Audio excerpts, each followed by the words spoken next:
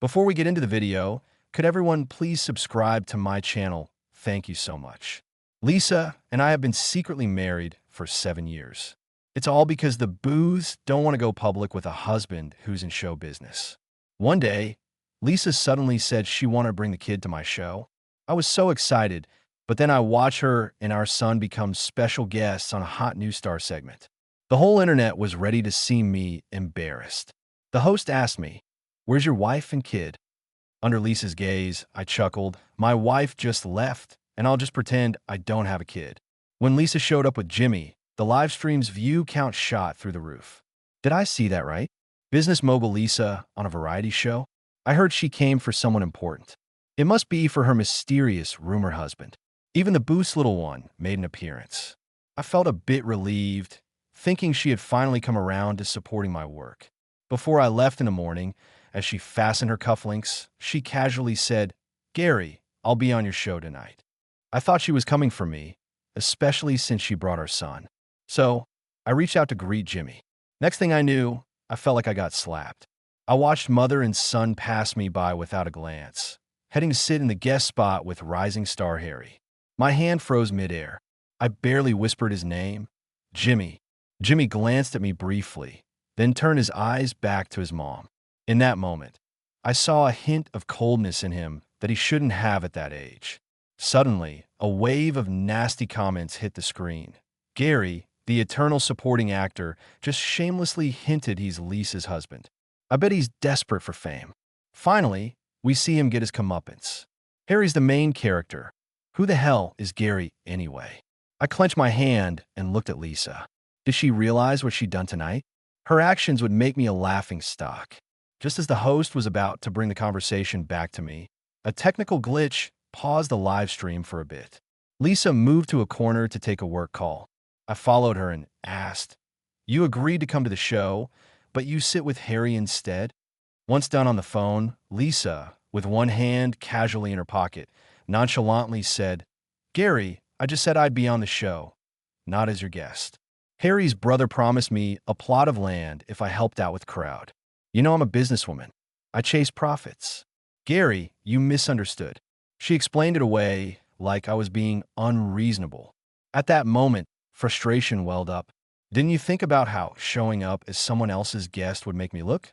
Didn't you see the trolls' insults? Lisa's face remained calm, seemingly not grasping my confusion. "Gary, if you want to be in showbiz, you need thick skin. Why care so much about what others say?" I felt an overwhelming sense of helplessness rise within me.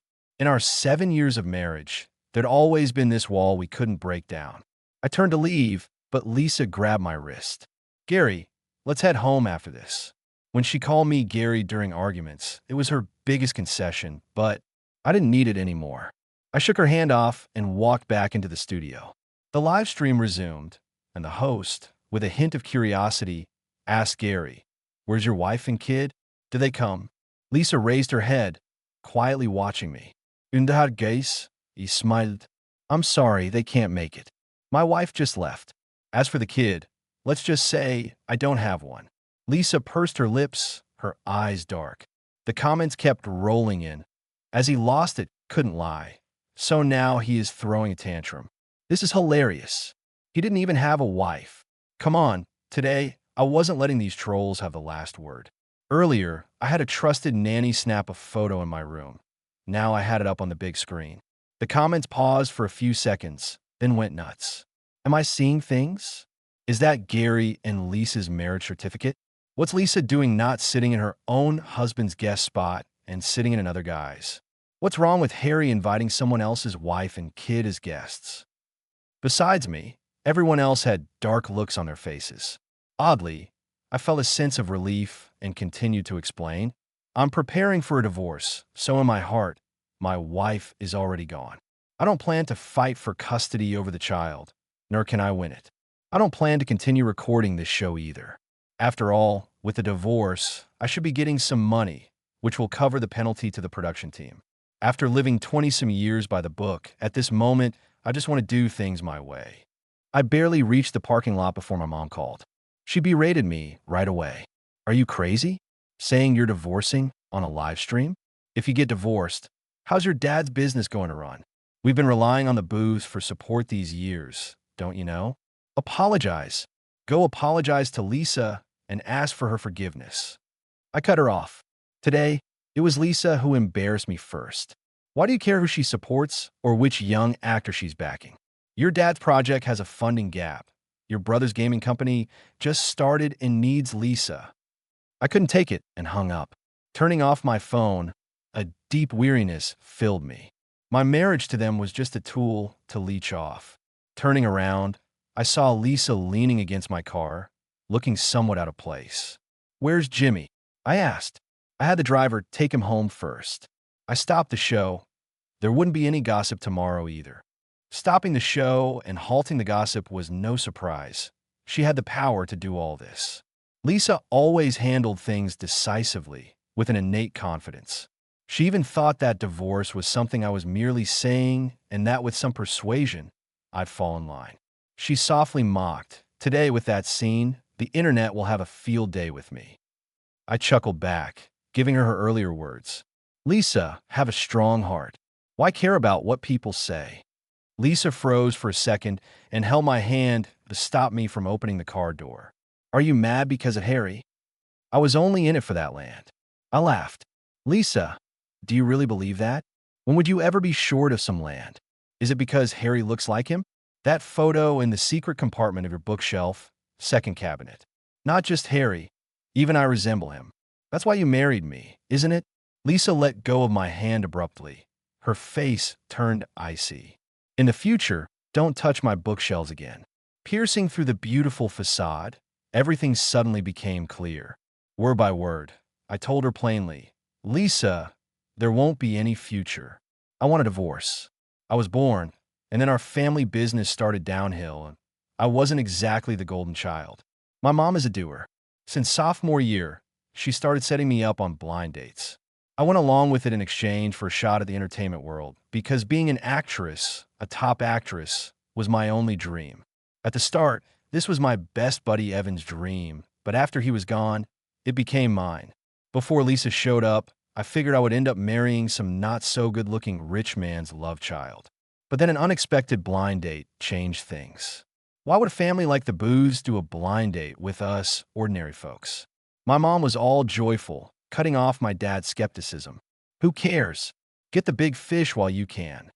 On the day I sat in front of Lisa like a puppet, from the first look, I admit I was taken by her presence and looks.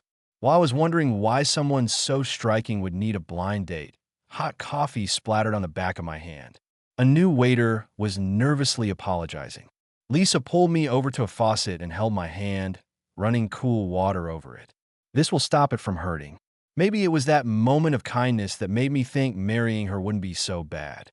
Later, when the Booths came to discuss the wedding at our place, my mom was over the moon, thinking she hit the jackpot.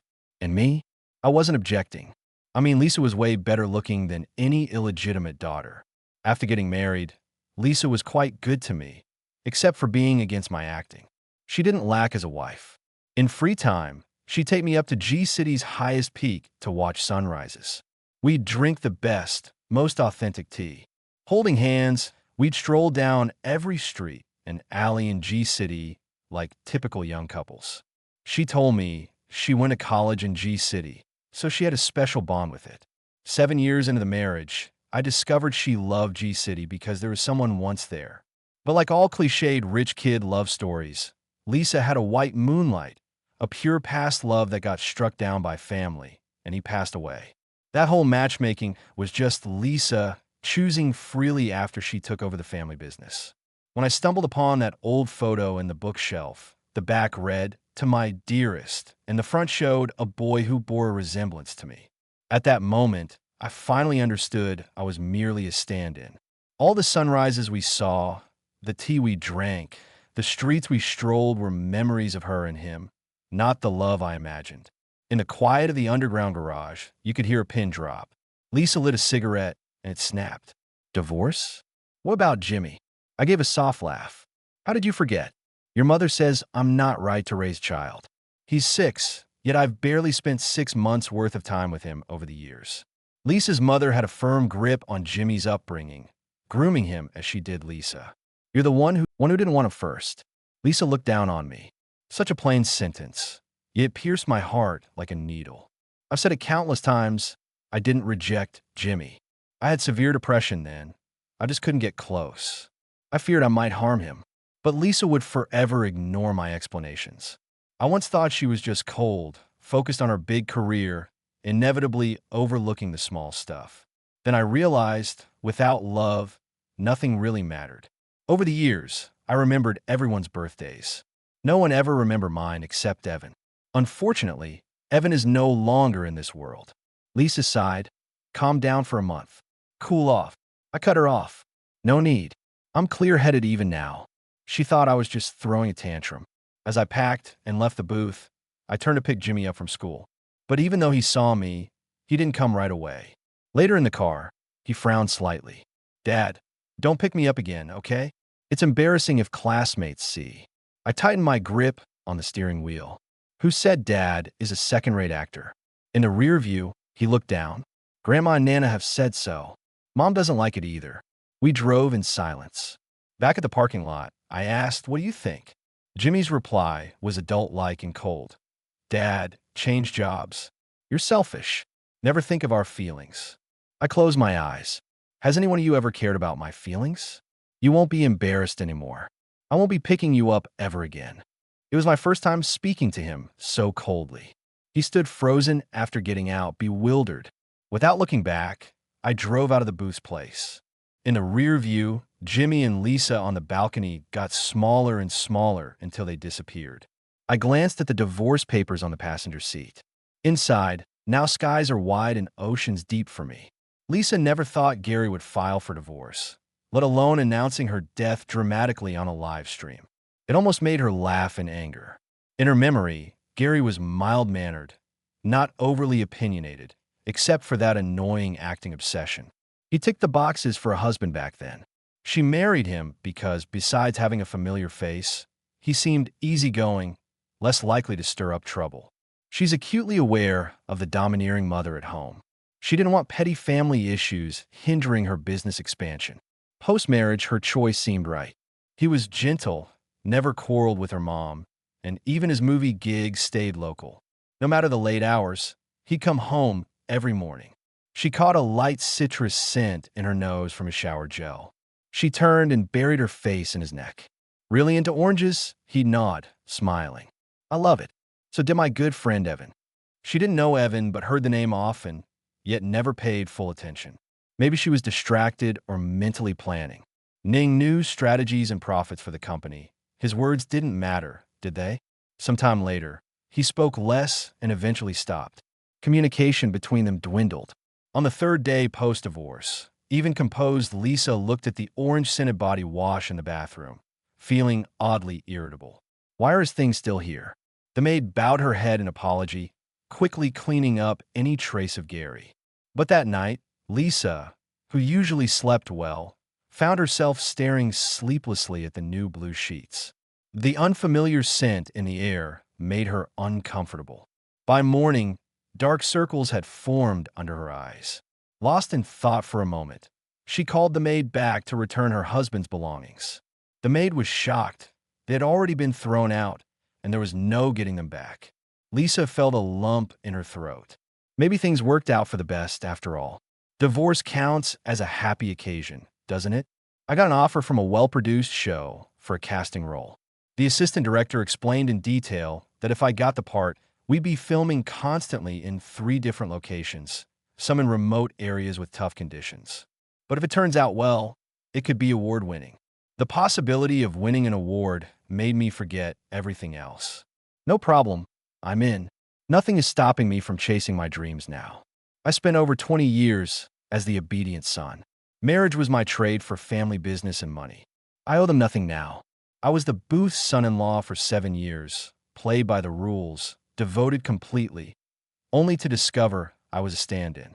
Inequitable marriage becomes chains, but I'm free now. This role requires 4 months of intensive closed-off training. There are 108 of us competing, all entering a training camp.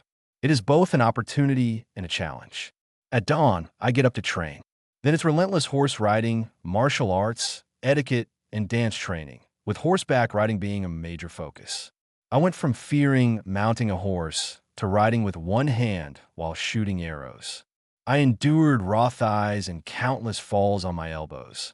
Some people joke, "Hey, aren't you the booth's son-in-law? Why is a rich guy working so hard?" I don't hide it. I am divorced. I'm not anyone's son-in-law. My name's Gary.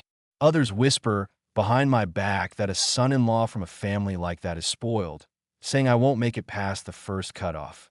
Before, I'd ignore it, tolerate it, but I won't anymore. It's healthier to vent than to bottle it up, right? I confronted them. How can you guarantee that with your big mouth?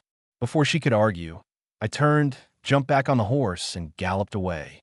In that moment, it felt like I was trampling those doubts underfoot. Time for the final test was running out. I made every second count, living as if 24 hours were 48. Exhausted but fulfilled with what I loved doing. On the test day, the sun was blazing. Riding fast, focused entirely on the target, I nailed a dead center once. It could be luck, but hitting the bull's eye 3 times was a testament knowing my overall score was the highest. The blood marks on my palms were my badge of success. "That's Gary," they said. "Impressive. He's perfect for the general role in this show." Gary's performance outshined the others. Despite grueling training, I never once shed tears. But at that moment, I cried because I finally owned my name. Turning, I saw 2 familiar faces I hadn't seen in 4 months. Lisa and Jimmy stood outside the training field under the blazing sun. Jimmy's eyes sparkled. "Dad, you look cool riding and shooting," he said. It was the first compliment I'd heard from him. In his daily life, I was always trying to be involved but remained an outsider.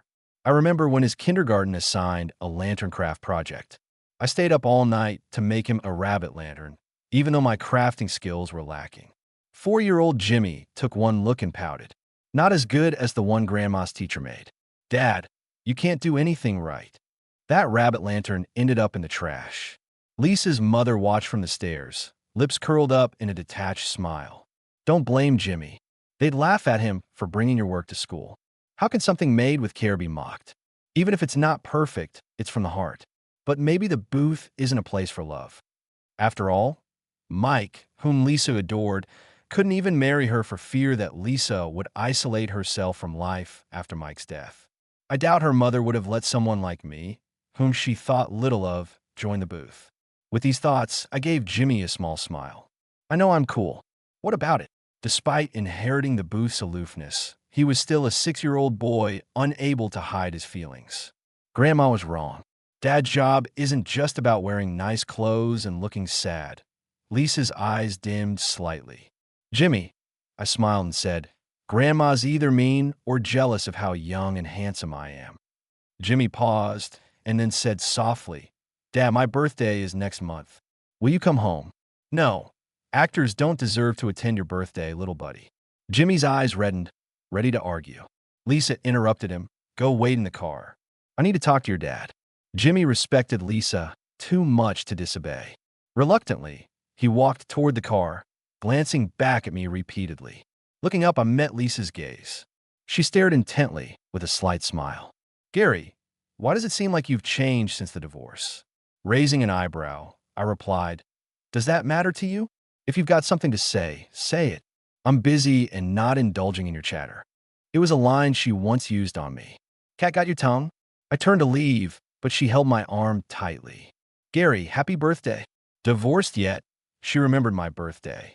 I pried her fingers off one by one. 7 years, a belated wish.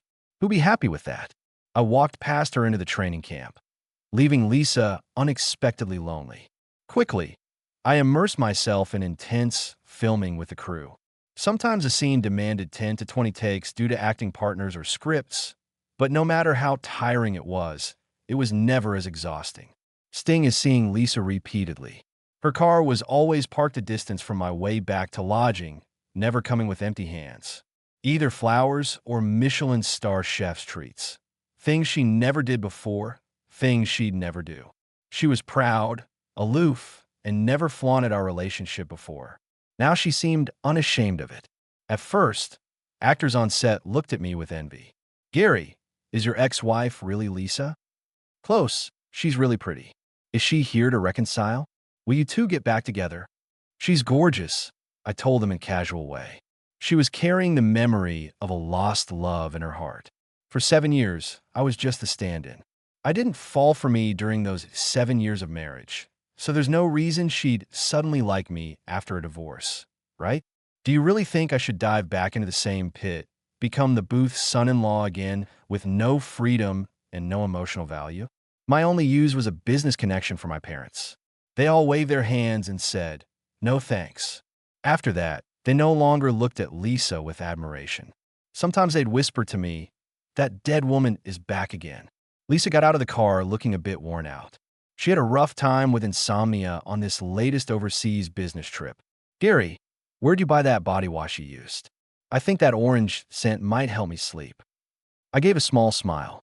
"I mix it myself. You can't buy it anywhere." She paused for a moment. "Well, could you?"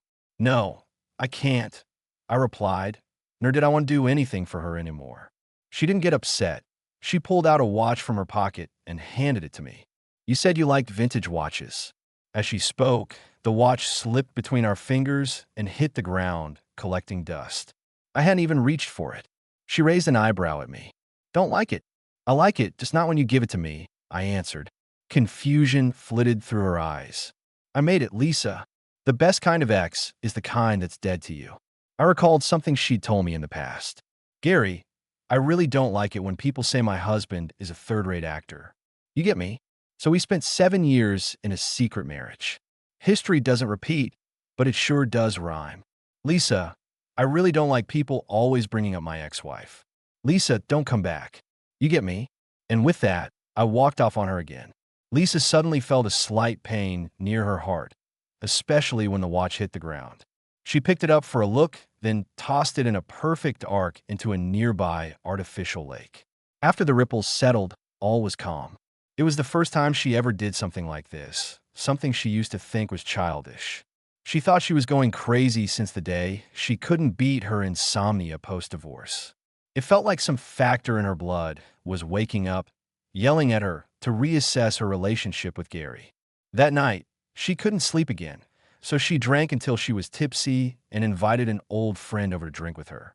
Her friend swirled her wine, giving Lisa a puzzled look. "Are you realizing post-divorce that you actually love your ex-husband?" Lisa's hand froze for a moment. Then she chuckled. "Maybe I'm just not used to it." Her friend laughed. "Compared to the one before, who do you feel more comfortable with?" she said, referring to Mike, the upperclassman from college. Mike was the heartthrob of the university. Handsome, bold, and when he liked someone, he fell hard. He pulled out all the stops to woo Lisa, and it was campfire gossip around the whole school. Young Lisa was naturally drawn to such a charming guy. On the day they officially got together, Mike handed her a photo, seriously insisting she sign it, marking her true love. "Lisa, I want to be your most beloved man." She kept that photo for years. Subconsciously, later, Lisa's father broke them up.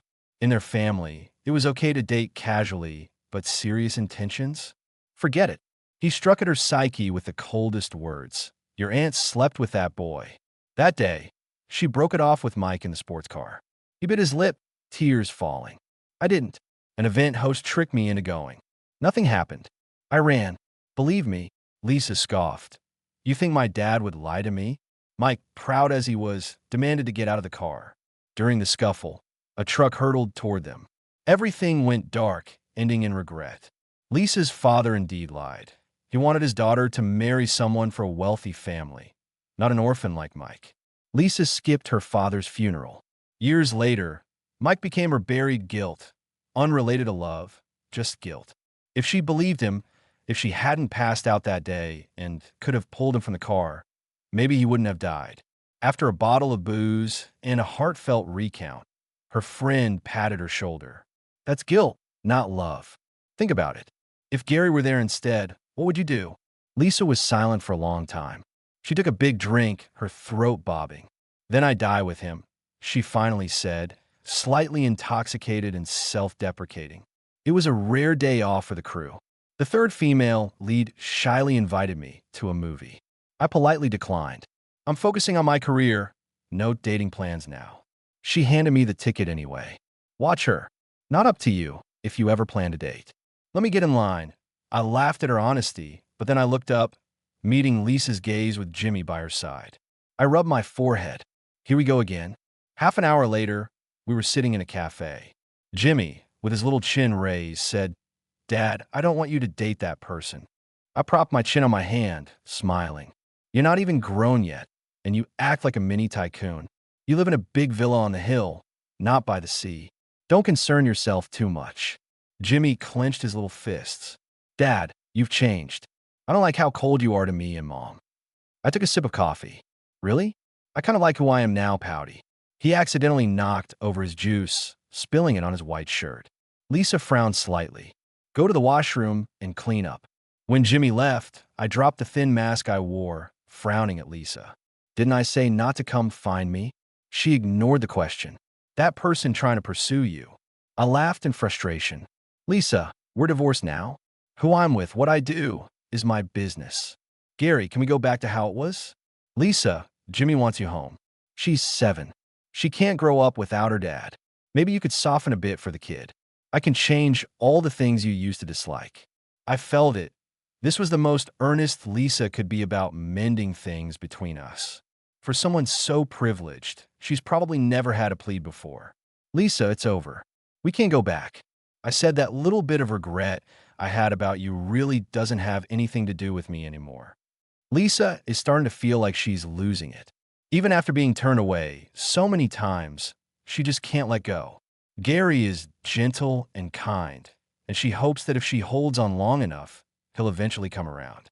In the past, her guilt over Mike kept her from opening up to anyone else, but 10 years have passed, and she knows it's time to move on.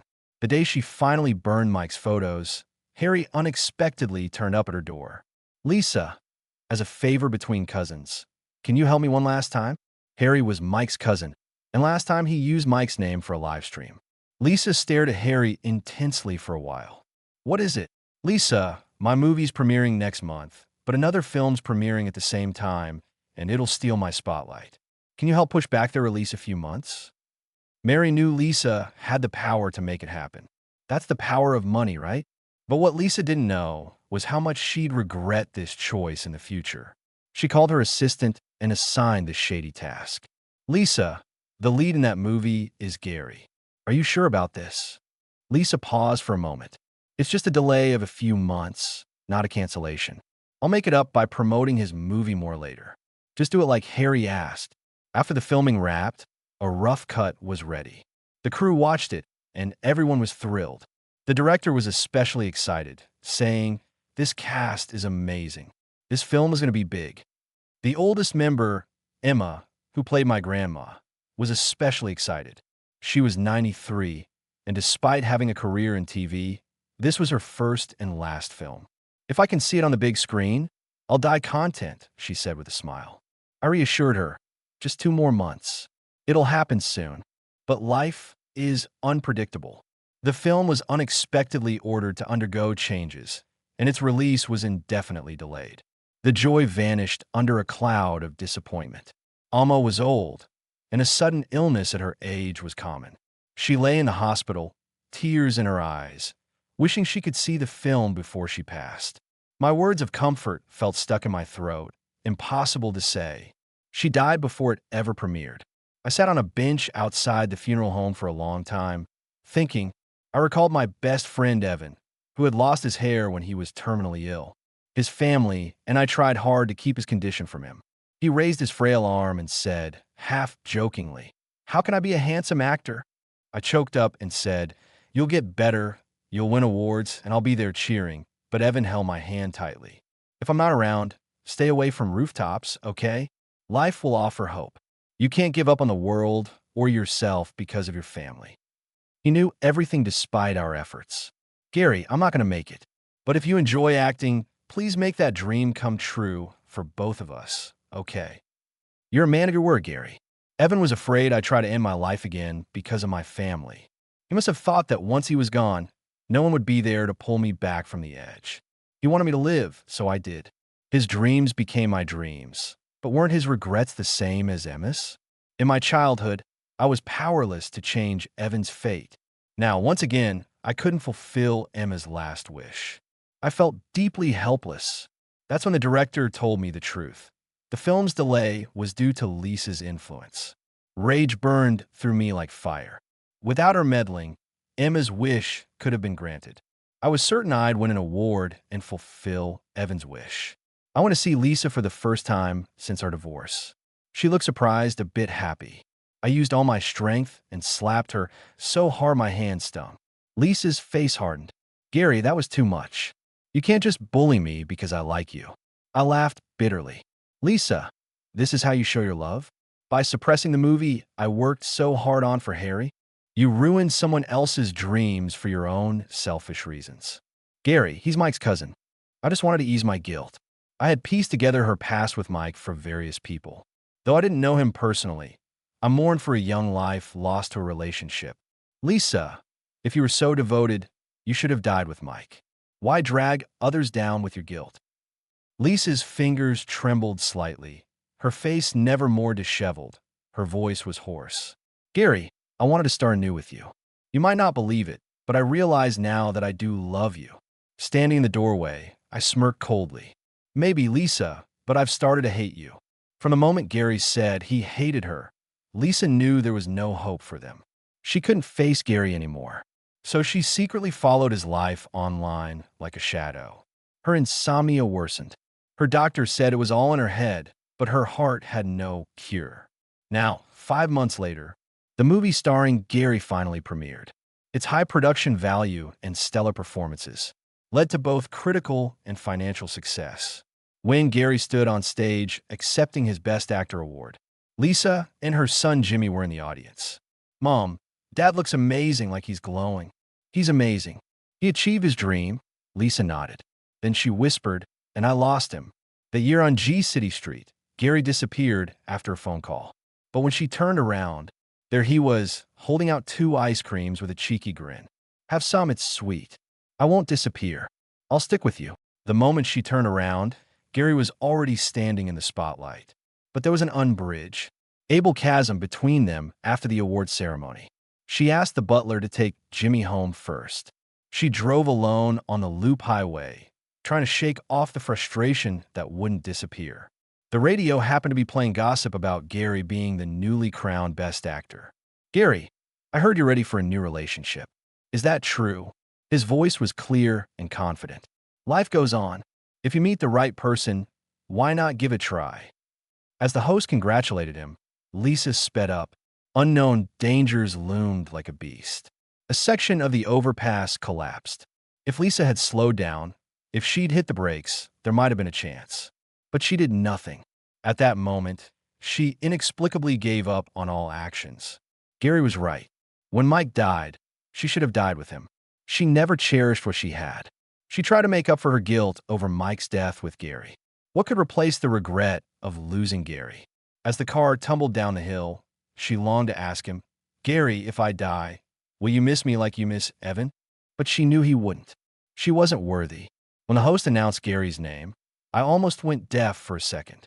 The director and co-actor smiled and urged me on stage, holding that crystal clear trophy. I genuinely felt I'd made it. The world is vast, and only hard work lives up to time.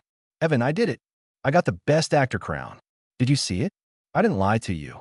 I achieved our dream. In that moment, I seemed to see Evan sitting in the audience, applauding with his toothy grin. Tears filled my eyes. In my youth, I insisted my parents love me equally, wanting them to love me like they loved my brother. It was a depression I couldn't shake. After marriage, I pursued equal affection for my wife and kids, but never got it. Now I understand self-love is what makes you fearless, because the deepest confidence comes from an abundant heart. The award ceremony ended, and I got a call from an unknown number. It was my mom. Her voice was old and weary. Gary, I'm sick. I've been sick for a long time. I didn't want to bother you, but could you come see your mom? No, let your other son see you. She's always had the perks of being your favorite. So now it's her turn for responsibilities. I hung up and blocked the number. Cutting ties with a toxic, loveless family seemed necessary. I thought after winning a big award, I'd sleep in the next day, but an early call woke me up. My assistant said, "Lisa drove off the mountain last night. She didn't survive. The booths are looking for you. Probably want to invite you to the funeral." I was stunned for a few seconds. Just say no. There's no rule saying an ex-husband has to attend his ex-wife's funeral. I didn't really want to see her when she was alive. Now she's gone. There's even less reason. She was just a part of my past, bound to fade into dust. The sunlight gently slipped into the room. I drew the curtains and found the lotus flowers in the community pond blooming. The petals layered and full, and the lily pads spread out, jade green and lively. Wine vibrant.